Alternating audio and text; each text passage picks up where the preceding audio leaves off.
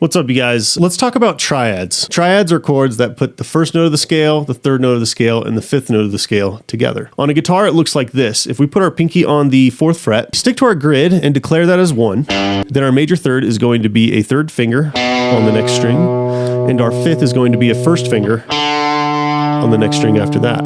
So we have a pinky, third finger, first finger, all within that grid. And there's our major triad. If I want to turn this from major into minor, then all I have to do is flatten my 3. If I replace that third finger with a second finger, I'm going to get that flat 3. And now I have a minor triad. Now there's one more that we need to know within our major scale, and that's diminished. A diminished chord has a 1, a flat 3, and a flat 5. Now in this instance, if we're going to flatten our fifth, all we have to do is go down to our open string. But it doesn't always work out like that, and you'll see how it ends up working out once we play it up our scale. So the order of our triads in our major scale is now major, minor, minor, major, major, minor, diminished, major. So again, we can follow our major scale. We can just follow all those points along the guitar, and we can just place our triads in that order. Major, minor, minor, major, major, minor, diminished, and here we are right here where we have a spread of a minor third and another spread of a minor third. 2 frets over to the next string and a spread of 2 frets over to the next string again. And then we finish it off with a major. The same is true if we start on our A string. We have major, minor, minor, major, major, minor, diminished, and then major. Now, if we started off on our D string, you notice our first finger is going to run into that B string. So what do we got to do? We got to bring it up by 1 fret. Now I'm going to reshape my fingers so that's a little bit more comfortable. So instead of a fourth finger, third finger, first finger, I'll do a third finger, second finger, first finger. And there's my major. To make it minor, I'm just going to have to flatten that 3 again. So in this instance, I can just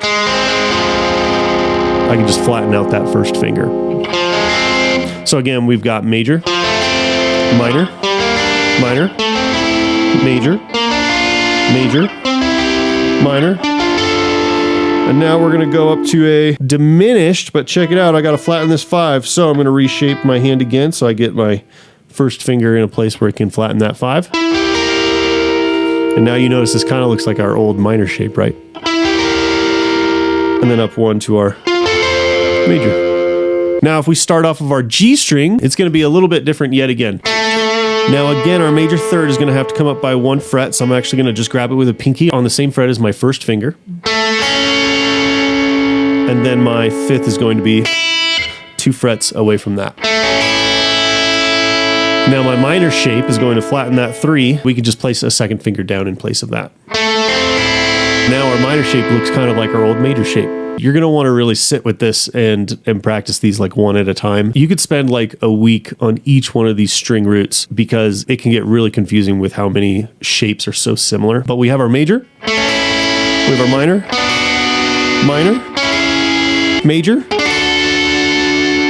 major, minor, diminished.